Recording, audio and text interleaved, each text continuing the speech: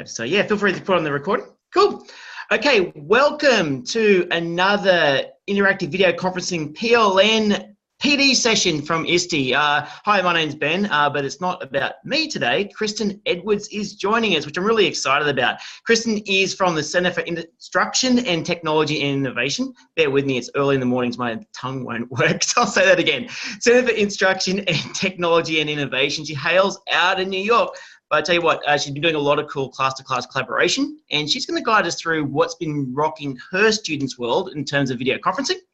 And without further ado, hey, Kristen, thanks for joining us. Tell us what you get up to. Hi, everyone. Thanks so much. I'm really super excited to talk about this. It's something that class-to-class collaborations is something that's been very meaningful to me for 14 years, which sounds like a weird number, an arbitrary number, but there's a reason behind it, which I'll get to in a little while. But I started in this position that I'm in now. I'm a distance learning specialist in central New York, which is near Syracuse area. And I started in this position last fall. And among other things, my primary job entails connecting classrooms with educational opportunities. And that includes connecting classrooms with providers for virtual field trips, which is an amazing experience if you ever have the opportunity to take a virtual field trip with an expert in a field. Do it. It's a wonderful experience. Teachers have another way of having content delivered to their students. They're fantastic. And so I do a lot of arranging and facilitating of virtual field trips in our region. But I also facilitate a lot of class-to-class collaborations as well. And what I really like about class-to-class collaborations is, we think a lot about traditional education and the traditional classroom, I suppose, or just the model of education in general, and how adults, the teachers, are the experts, and they impart this knowledge on the students. And that is true. But I think sometimes what we forget is how much the students can teach each other. And, within the confines of the four walls of the classroom or the four walls of the school building, they certainly can teach each other in collaborating in various ways with their classmates that they take class with every day, or that they follow every year, and year after year they see those same faces and they have those same conversations. And after a while, they still have, there's a lot of educational value in what they can teach each other in their actual classrooms, but think about how much more there is out there. So all of these different children and all of these different parts of the world and all the things that they can share with one another, but we don't really have the opportunity to. I can't hop in a bus and just drive to Australia and learn from Ben's class. So it's, there needs to be a way for them to be in communication with each other, and that's what video conferencing class-to-class collaborations does. It puts classrooms in touch with one another. It melts the walls of the classroom, and it shrinks the miles between them, and it gives the children opportunities to learn from each other and to share what they know. So remember, I think it's Glasser that says that, you retain 90% of what you're able to teach. So you can hear things and hear things and hear things, but if you're able to then communicate it back and teach it, you retain 90% of what you're able to teach others. So imagine these kids are talking to each other and sharing with one another. They're much more likely to remember what it is that they're learning. So we can talk about content and how the kids can really benefit from these experiences by sharing content. But there's also a social curriculum in school. And being able to appropriately and maturely work together is a huge part of learning to be a functional member of society. So they're collaborating with one another in the classroom, but after a while, these faces are familiar. Whether they're in the classroom every day with them or passing them in the hallway every day, those faces are still familiar. So there's kind of like a familiar, comfortable, secure method of communication with peers. That doesn't happen often when you're in the workforce. You get a job with several other people in cubicles all over the place, or in an educational institution, or in any field. You're going to be interacting with other people who are not familiar, that you've seen every day and grown up with. So there's that social curriculum where class-to-class collaborations enable students to be able to communicate with peers of maybe similar age or developmental level, and they're essentially new. So it's finding a way to be able to communicate with them appropriately in a less comfortable, familiar way or platform. So we do a lot of these in New York State. I'm part of the New York State Distance Learning Consortium, and we have a team of people. We put together collaborations that we run every single month, and they're usually themed around holidays or the seasons. There's one coming up at the end of the month that comes from my BOCES, called Monster Match. And what we do within New York State, we pair up classrooms that register to be part of Monster Match, and the classrooms are paired up by grade level. So we'll try to pair up a second grade class with another second grade class if possible. And what each class does is they design a monster, put it together with their class, write the instructions, and then send the instructions to their partner class. The partner class takes the instructions, interprets them, and tries to rebuild the monster. And then during the collaboration, they meet in person through the distance learning equipment, and they compare their monsters. So they're able to compare and contrast, and they're able to talk about the similarities and differences, and why did you choose a blue balloon versus a green, and why is your box a shoe box and mine was a ring box, and that kind of thing. So, and this kind of thing we do each month around a theme, but oftentimes what will happen is these children will meet a little partner class, establish a relationship initially, and then kind of continue that relationship throughout the year. So they're able to meet virtually again for some other reason or another topic, or to talk about something that they're learning, or to share something that they did, or do a collaborative project together and then ultimately share the finished product. But they're talking to each other. The teacher becomes a facilitator instead of the sage on the stage, kind of somebody up there to stare at. It becomes about the kids, and the children are able to kind of take the reins and run with it, and for them to be able to interact with one another appropriately, to carry themselves appropriately, to be able to manage social situations that might come up when you have children talking to one another, instead of an adult-child conversation, this child-child conversation. So many wonderful things really happen from that. So as part of the Distance Learning Consortium, every single month we do something like this, all within New York State. And it's great because we can have Syracuse schools talking to New York City, we can have Long Island kids talking to Rochester, and I love it. But it's so nice to have the ability to go outside even more, to connect a classroom in New York to somewhere else in the country, a classroom in New York to somewhere else in the world. And I think that's the direction that it needs to go. And that's certainly the direction I want to take it. But I just want to show you a couple of things, just a couple of pictures, just some still shots and a couple of little videos of the kids talking to one another, and a couple of different specific collaborations that I chose to highlight when tonight to talk about tonight, because they're really interesting little tidbits about each of them. All right, so I'm going to attempt to do this, share computer sound, and hold on, bear with me. You'd think this is the first time I've used this, which it's not, but there we go. Okay, so can you see the class-to-class cover? Can you see it? All right, thank you. Yep, all good, good. Thank you. Okay, so this is just an example of one of the things that the New York State Distance Learning Consortium, the schools in our districts, and I do. So we just pair them up.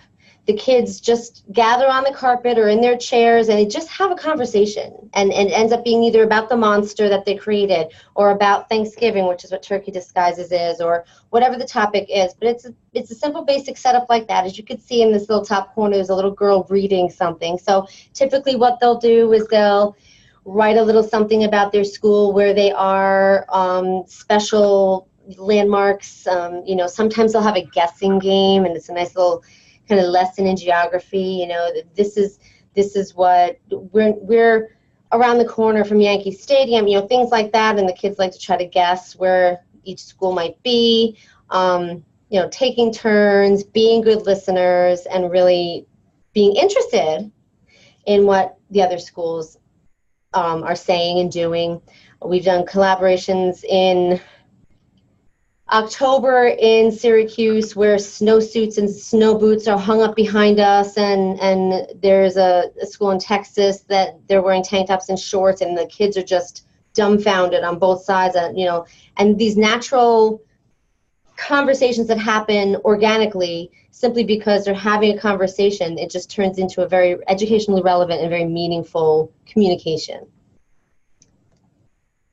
All right, here's another one. The kids read a story called The Mitten, and they were talking about animals and had a guessing game on which animal was hidden in the mitten. I don't know if you've ever read that story, but the kids all got to design their mittens and choose the animal that was going to be hidden, and they're super excited to share their mittens with one another. It's a really, really, it's very inspirational to see the kids and the excitement they have, and really their eyes are just lit up and they're just so fascinated. And considering there's so much FaceTime these days and people Skype constantly, and, you know, lots of access personally when you're talking about video calls, it's still such a huge novelty for them to do it in class with children elsewhere. And I think that's fantastic.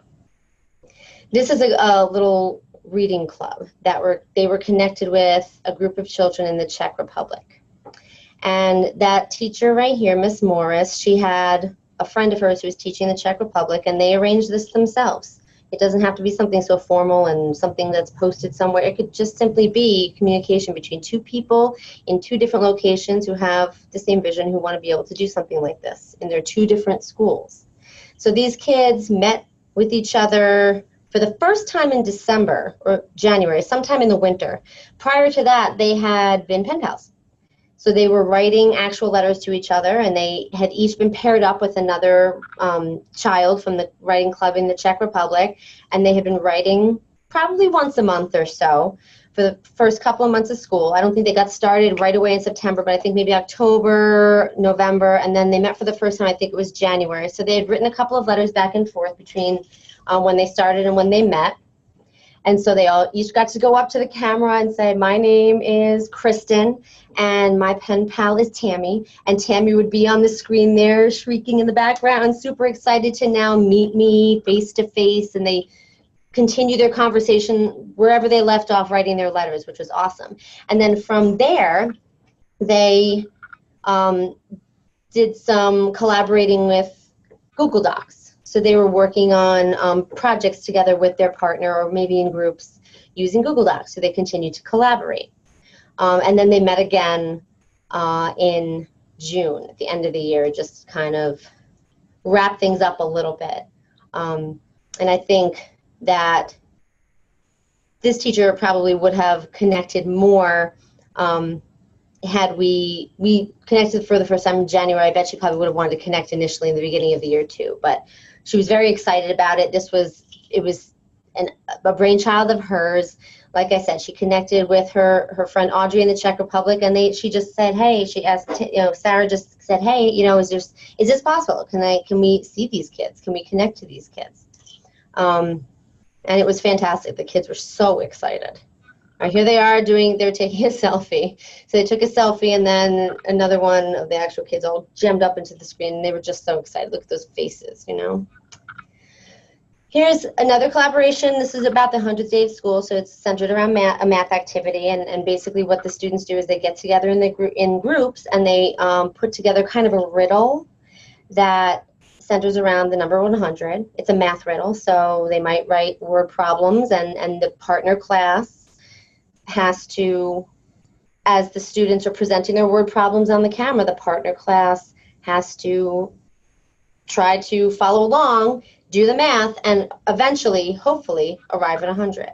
And so this little girl is presenting hers. She has a little visual too, but she's presenting hers while the partner class there is hard at work doing their math, trying to reach 100. And you can't really see it. Maybe you can a little bit, but the corner of her face, so she's got this huge smile because the spotlight's on her, and she's super excited about it. She was like hopping out of a chair to be the one to get up and be able to read the problem. She's so excited about it. Some kids shy away from this kind of thing.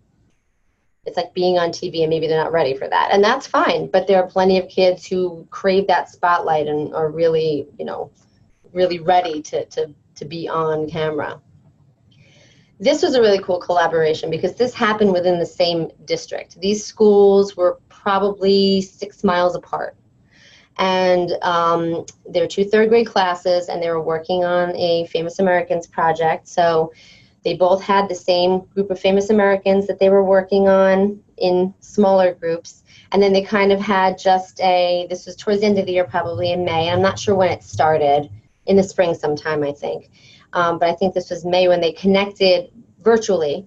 And they kind of played a who's who and a guessing game. And one group in one class would give their clues, and the other class would try to guess who it is, and vice versa. So that was super exciting. But what's awesome about this was that, you think we have this equipment.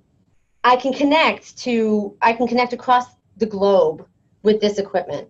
These guys are 6 miles apart. You're thinking, just get on a bus, or just, why wouldn't you want to be more exotic and go, well, it doesn't have to be like that. It doesn't have to be across the globe. It could be in a school 6 miles away, and they're just as excited about it. As a matter of fact, those kids were like, that kid's on my soccer team. They recognized some of the kids on the other end, and they were so excited to be seeing their soccer teammates that are in another school connected to them on that day. It was awesome. There was so much buzz about it. And then they ended up going and actually taking a field trip a month later and meeting in person, and then sharing their projects and, doing a final project that way too, actually in person. But to have the ability to connect really quickly and easily with the equipment, it was just as effective, In real life is the best, but the ability it's not always possible. And the ability to connect is a really, really great plan B. Okay, so this is a video, and if I'm talking too much, just let me know. If you're tired and bored and snoozing, let me know. But I wanted to show you this video because I referenced earlier how I've been class to class collaborations. I've been starry-eyed about it for 14 years. And the reason I say that is because I had an experience 15 years ago, I worked as a technology professional developer in a New York City high school called Bronx High School of Science. And they had a distance learning room. Back then it was like, what is this thing? I mean, there wasn't anything going on in it. There was no action. Nobody knew what it was or how it worked or what you did with it. There was a camera and 2 television screens, probably like 13 inches big. I mean, they were pretty small. And the idea was you can use this equipment to connect to another class somewhere else in the world. And, this is really, honestly, this really was before video calling and video conferencing really exploded. And so it was it was scary, and it was revolutionary, and no one used it. Because they just didn't know how. They wouldn't even know where to start. How do I know? I can't just be like, oh, I have a friend who teaches in Jersey City. Okay. Do they have a setup like this that enables them to connect with me? So there were so many questions. And I was so interested in this room, and just the fact that it was empty, and it's like that one closet in the house that no one knows what's in it, and it's locked all the time. That's what it was like for me. This room. Kristen, Yeah. I don't know if anyone else, but I just see a black screen. I don't see what. Yep, I'm sorry. Yep, I haven't played it yet. I keep talking. I'm sorry. Yep, okay, so anyway, so I wanted to get it going. I wanted to get it moving. And what we ended up, let me take this off for a second so you're not staring at a black screen. I apologize. What I ended up doing was connecting with a U.S. history teacher who was willing to take a chance.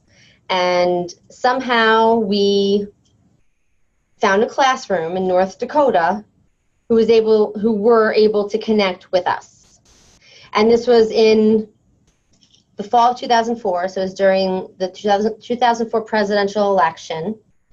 And it was 2 high school social studies classes connecting about the presidential election, which can always be kind of tumultuous, a little bit of a volatile kind of, no matter who you are or where you are, can be a bit of like, oh boy, and other issues too.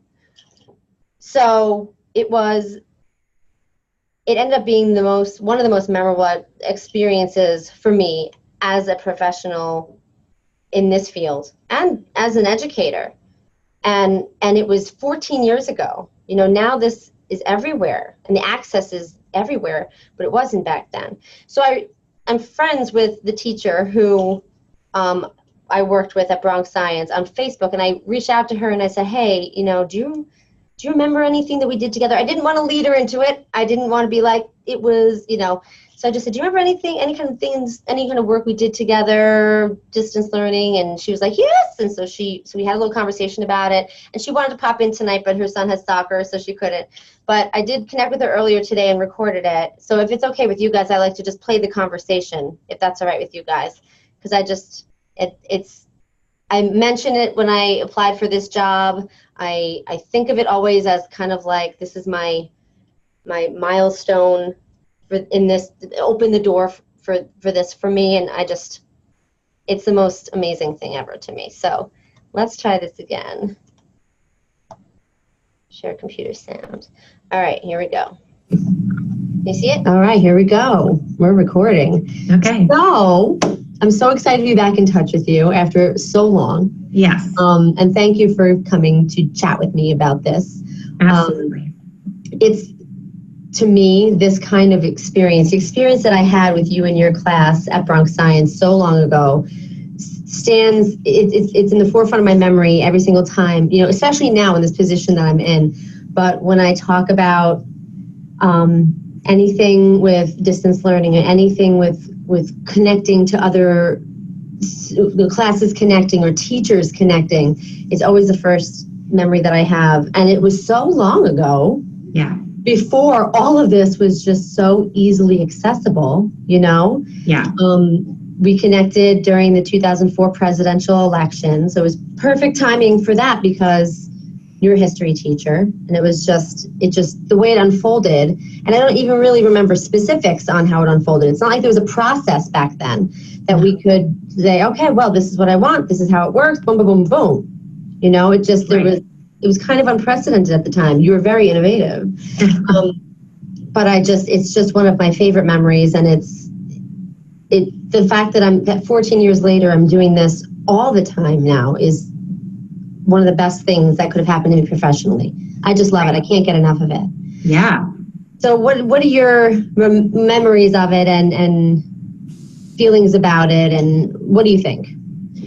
I remember it as being such a sort of revolutionary experience, not just for me as a teacher, but for the students. I mean, just to have a class full of New York City kids conversing with their peers in North Dakota and just recognizing the variety of perspectives and how different their same peer group could be in the way they thought about certain issues of the time. I remember we talked about a lot of different issues. Yes. And I remember talking about them afterward in sort of, the fallout from the experience and just processing it, and how they were really surprised that kids their age could feel so differently about various topics. I think, I definitely think abortion was one of them. I think gun control was one of them. Just, really important, pressing issues that are still today, you know, hot topics. So it was just such a great opportunity that we would never have had at that time, you know, unless we did this. And I could not have created a better experience for them to realize like what they, you know, people especially nowadays talk about this too, being in such a bubble and not, you know, not realizing that everybody doesn't think like you. Right. And that was such an enlightening experience for them to recognize and have it, not just me as the teacher telling them that, but to hear it from their own peers. And I'm sure, you know, from the kids in North Dakota too. Yes. And you know, if I could do it all over again, I would, you know, especially with the access that we have now, continue the relationship, you know, throughout the year, perhaps, even if it's just through, you know, email, but to be able to connect and continue to chat, because that perspective is so important. And it's so easy for kids, especially who I think who are naturally just very egocentric, and hopefully they grow out of that as they grow up. But to realize, like you said, that there are so many different perspectives. Their peers can think so differently from them. They're surrounded maybe by like-minded people because of geographically where they live, and you know, that just naturally happens. But to be able to get that perspective, such a unique perspective from their peers versus from adults that are just telling them, you know, you have peers having conversations with them, and it's very eye-opening and enlightening. And I just, you know, it was just magical to me. I would give anything to connect with any of those kids in either class now, just to see if they remember it, like I do, and like you do, you know, just as something so kind of incredible. And of course, revolutionary, like you said, back then, especially the technology piece, because it just wasn't everywhere. It's much more easily accessible now, and I wish more people took advantage of it, but just the impact that it had, you know. Do they remember it because it was like, wow, we talked like on a video screen to children in North Dakota, to peers in North Dakota? Or do they say we talked with kids who had different opinions than I did, that I never considered, and it was all so adult? Yeah, well, definitely. I actually remember, it was a year or two ago, just because like on Facebook, I'm connected to so many of my former students. Somebody brought it up that they remembered doing that.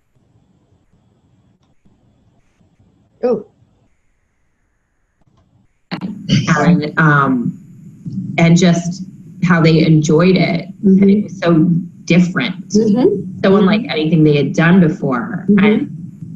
And so, you know, they do have recollections of this, that it is impactful. It has long-term impact. That makes me happy. I'm glad because it was such a huge experience for me. It's hard to get different perspectives, you know, when you're just in your own head, but it really, that's awesome that they, you know, that's something that resonated and hopefully had an impact in some positive way in their life in general, you know? Yeah. What I also really liked about it too was that I felt like myself and the other teacher were not really leading the discussion. We were more like moderators. Right. But the kids really took it and ran with it.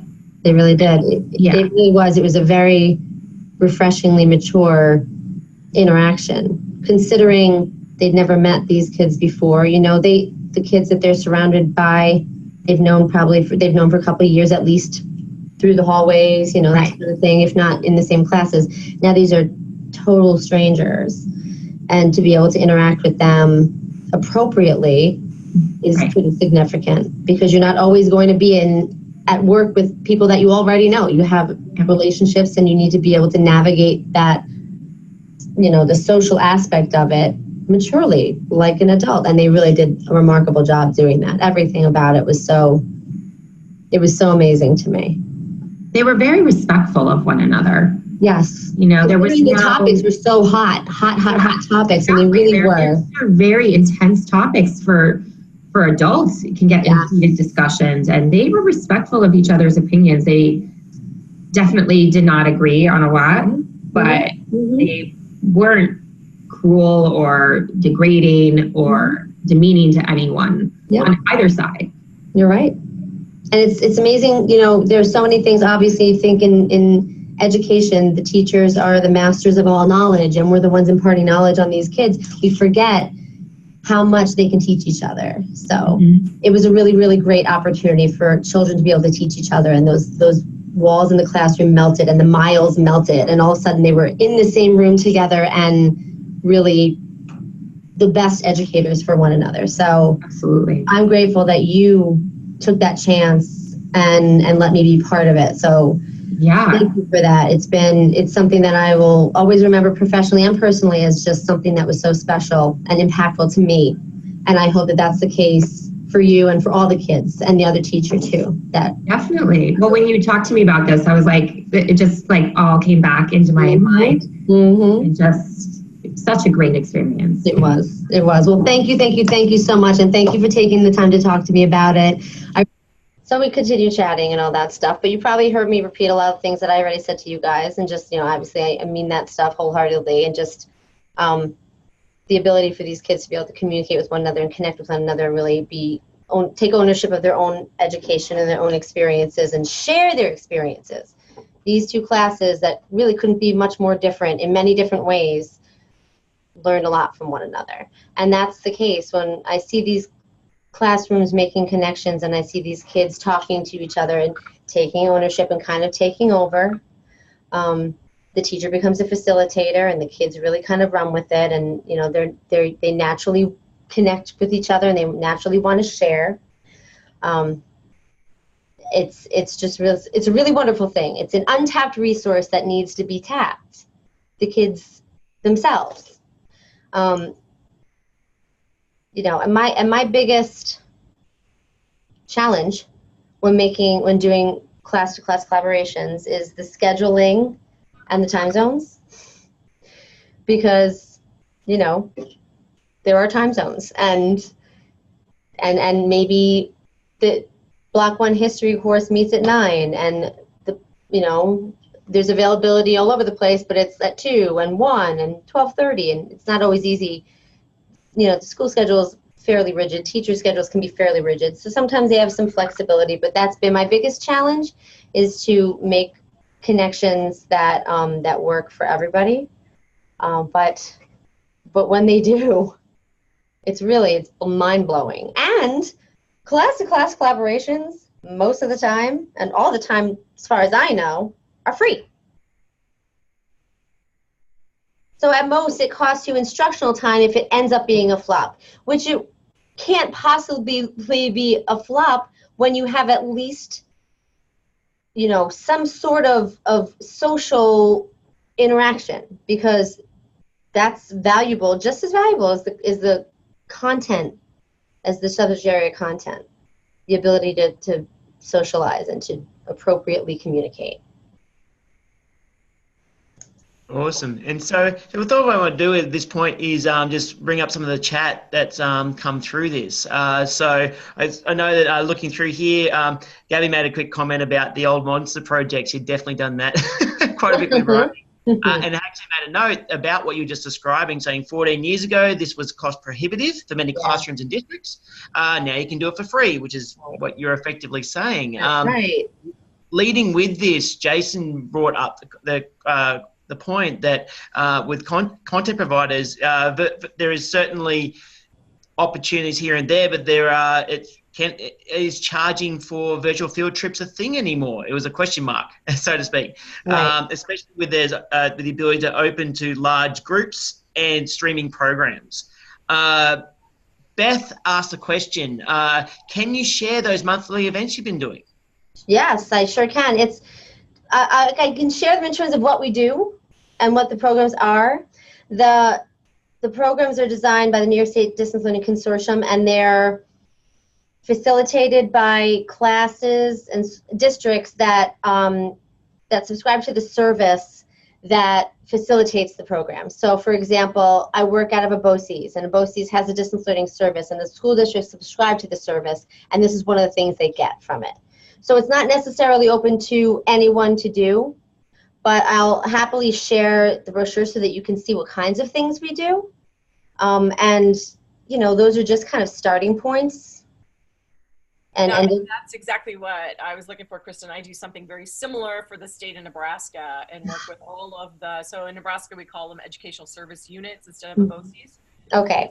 That would be exactly what I thought we could start, and then we could, you know, grow from there. Yeah, and it's really the Monster Match. That's the one that my particular BOCES facilitates, and that has, I think it has 66 teachers that have registered to take part in it.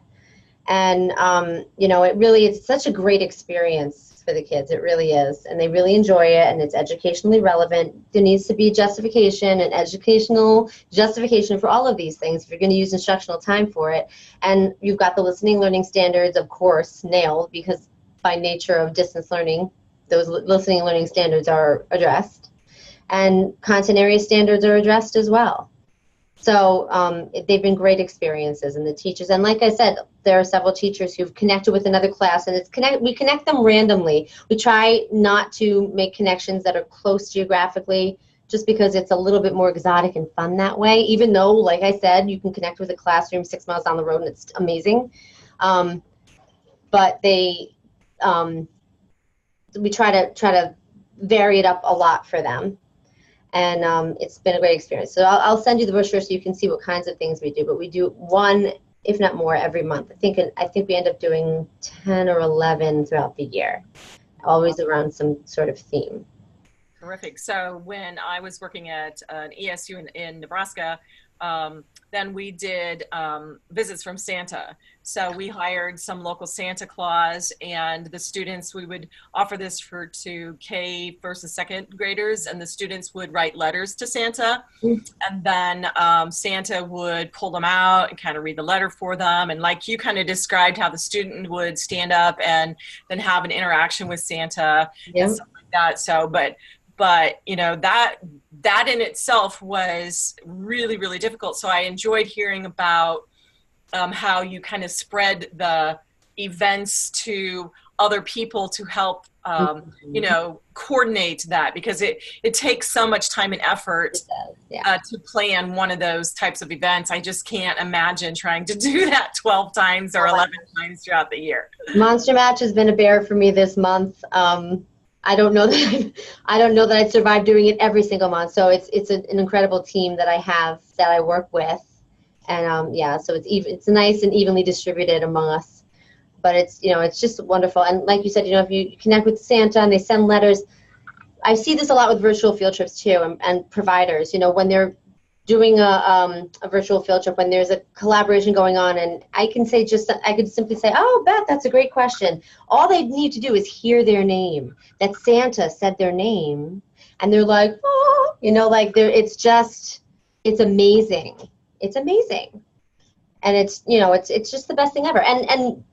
And I'm a big believer in taking part in live streaming events, and I think they're fantastic. We've got a lot coming up. I know CLC is doing one in October, and there's so many wonderful opportunities with live streaming events, but there's something different about the live interaction, and because you can really just watch a virtual anything. You can watch a video of anything or watch still shots of anything and take that 360 tour of anything, but it's that interaction that really makes it very personal and therefore much more meaningful, in my opinion.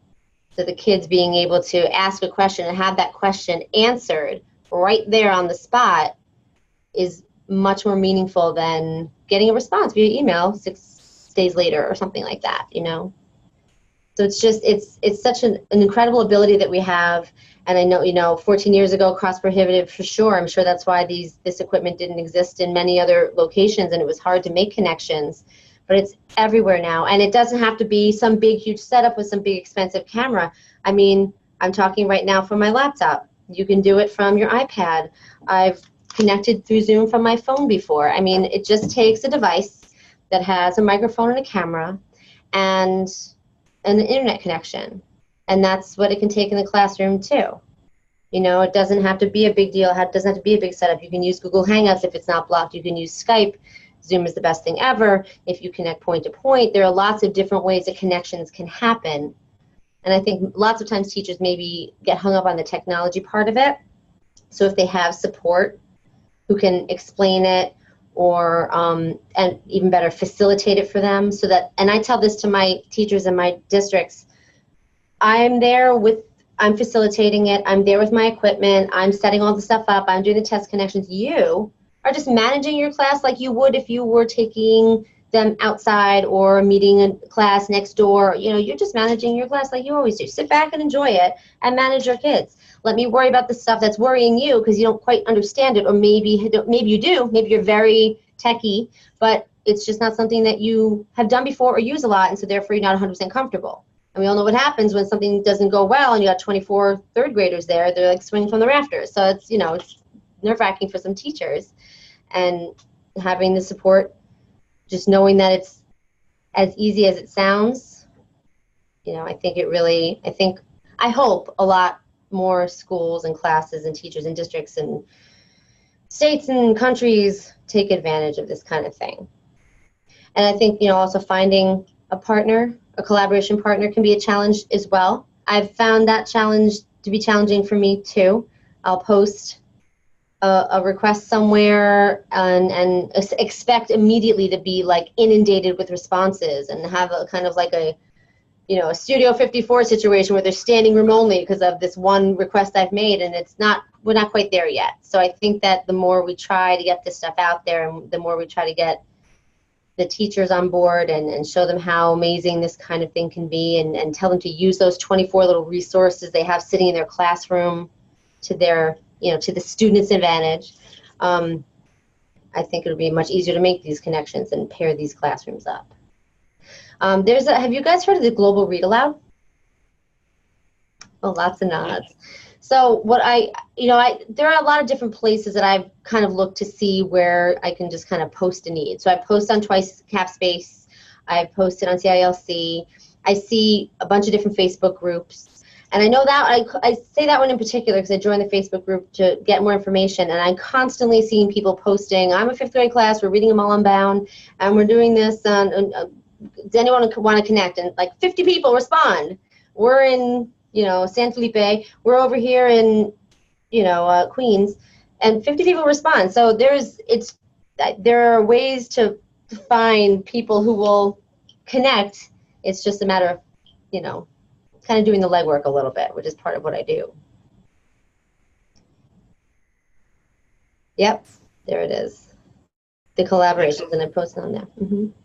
And one of the things that came up in the chat, just to make sure that it all sort of comes out there, is Jason also mentioned about Flipgrid being a way to potentially do synchronous and asynchronous video collaborations. Have you seen much of that happening in your classrooms? I haven't. I think it's little bits and pieces, and people are starting to catch wind of it, and I'm not 100% familiar with how that works either. But Jason, do you want to elaborate? You mentioned the video pen pals, and you're doing synchronous connections.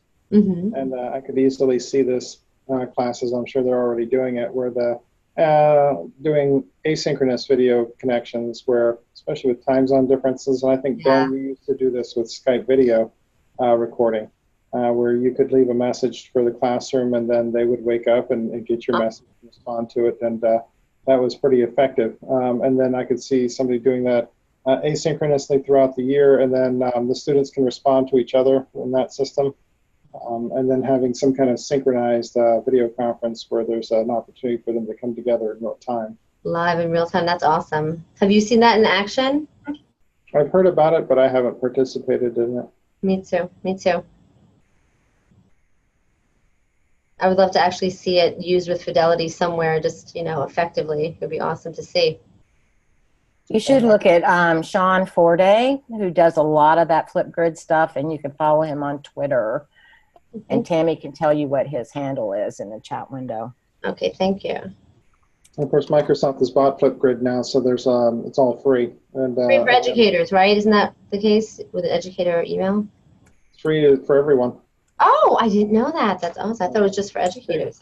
They seem to have tightened down a little bit on the age requirements and whether or not you're a school coming in with kids or somebody, if you're just a public group, everyone has to be 16 years or older, but if you're a school, you can have younger kids. So that's probably has to do with the COPA laws and everything else. Mm-hmm.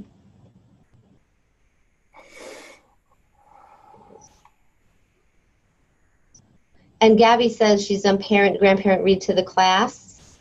Have you done that virtually? So they're at home on their devices and they're doing a read aloud? Yeah, folks who can never get to the school plays and whatnot. Yeah. So if you record those, then a student who can't read on his or her own always has a possibility of reading with a recording. You can keep a nice collection of those. Oh, that's nice. We recently went to open house for my children's school, and my 3rd grade daughter, I know they do a read aloud every morning, and I just thought to myself, wouldn't it be fun to just kind of have a standing read aloud link where just a different book is read, I don't know, every Monday or something like that. I said to her, I want to tell the teacher I'd be happy to be a guest read aloud for you. I can't be physically present in your classroom, but I can read the book aloud from my office and interact with the kids, it's just, even if it's just connecting with other people, even if it's just because something that a teacher says coming from somebody else is going to actually possibly get through to the kids, because there's the Charlie Brown adult effect, right? So as parents and as teachers, after a while, it's like, wah, wah, wah, wah, wah, wah, and the kids, they're just, yeah. But somebody else saying the exact same thing or reading the exact same book, but it's someone else doing it, all of a sudden the kids are like, wow, and it's cool. So, yeah. Yeah. Well, my goal is to keep, plugging away and trying to find, buddy classes and partner classes. I know that one of the teachers last year had a little buddy 2nd grade class that they did these collaborations with every month or whenever they took part in the collaborations. And of course, those kids have dispersed to their 3rd grade teachers now. And so it would be fun to be able to keep those relationships going over the years, but the kids kind of disperse and it's a little harder to do that. But the teachers keep that relationship. And so the teachers can do that every year and make a new buddy class and have a new experience with 1st graders from last year who didn't have that experience. So there's so many things to do. And again, free, you can't beat it. Money's always an issue. Always one of the biggest issues and biggest reasons why people don't do stuff. The kids themselves being really, really great ways to, really great teachers, being able to teach one another things in different ways, in kid language, exercising their kid muscles. It's a different experience when you're interacting with your peers than when you are interacting with the formal instructor or the adult. Right or wrong, better or worse. That's been my experience. That's what I've witnessed. So that's something I want to try to explore with our programming in the future, is having more of the students collaborate within their conference. We because we do charge a programming fee, I kind of have this implication that we need to be speaking or doing something at all times. And so to have some more collaborative opportunities for the classrooms, either over time or within the allotted period that we're connecting with them. Something I want to try. And also maybe do some more facilitation classrooms, 2 classrooms, and we're just in the middle of them. I thought it was cool when you had your interns present, Jason. That went over really well. Yeah, hoping to do that again with the Ripples, if that comes about again in March.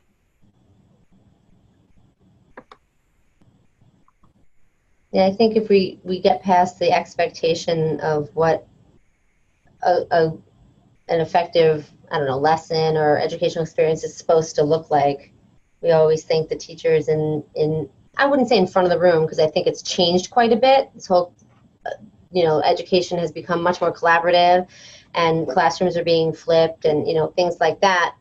But there's still the thought that the teacher is the king or the queen of the room. and the subjects are the ones who are benefiting from her expertise. And it's not always the case. The kids, even if I'm not saying that the kids are going to know more than anybody else. They do. But even if they ask a question in a way that maybe hasn't been considered before, and they speak to each other in a language that is theirs, and just a different way to get through to one another.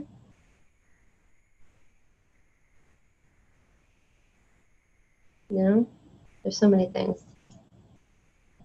They're little empathetic creatures.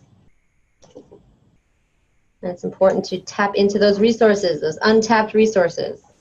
It does look like if you go to Sean Fordy's Twitter page, or if you go down, scroll down, it does look like he's been using Flipgrid to do a mystery one. So they're going back and forth, and they'll tag different classes to find out where they are. So, that's cool. And I did say in the chat, he's definitely teacher to work out our, seek out on Twitter, or if you want to find a connection via email, let me know. I'll be more than happy to connect you with him. He's more than happy to work with teachers from around the world.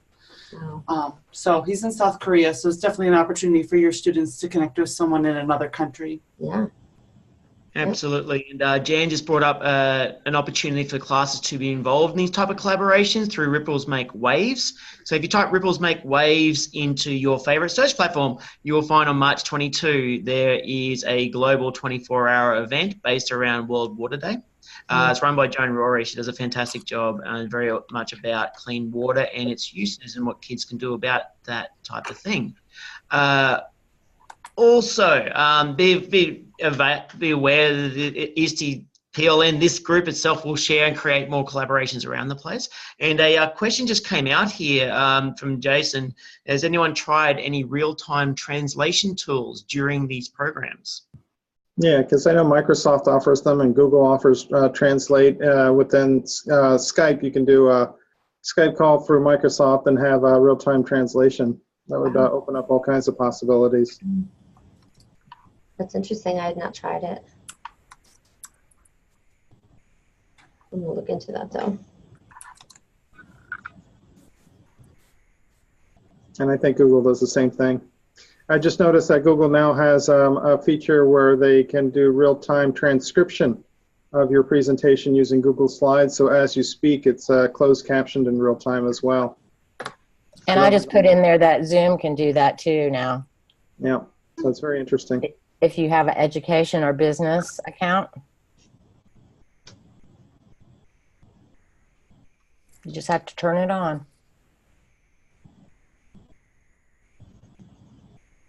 All right, so Jan, real quick, for that transcription, is that with you don't have to type?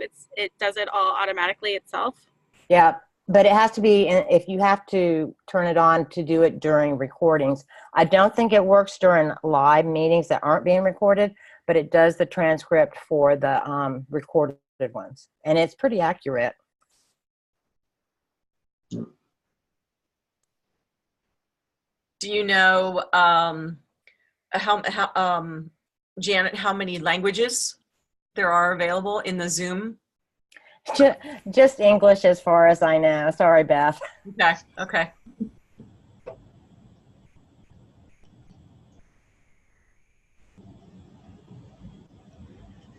Cool. Well, thank you very much, Kristen Edwards, for taking your time, especially into the evening, coming into, well, dinner time in Eastern Standard Time. For, really, it's very, obviously well done with your class-to-class collaborations. You've been doing it for quite a few years. It's very clear that the state has a massive benefit for it. And look, how would people have to, if they wanted to get in touch with you to find out more, how would they do that? So you can send me an email. Just send me an email, and I'll put my email address in the chat window here. And I'm happy to answer any questions regarding my experience and any tools that we have that we use. And I can share our brochure for our collaborations if you'd like to see some ideas of programs that we do and how we do them. It's just kedwards@citybosseys.org, but I'll put it in the chat window right now. But email me anytime. Kristen, if you want to send out that information you want to send out to the others, you can send it to me, and I have a list of everyone that registered. Perfect. I would love that.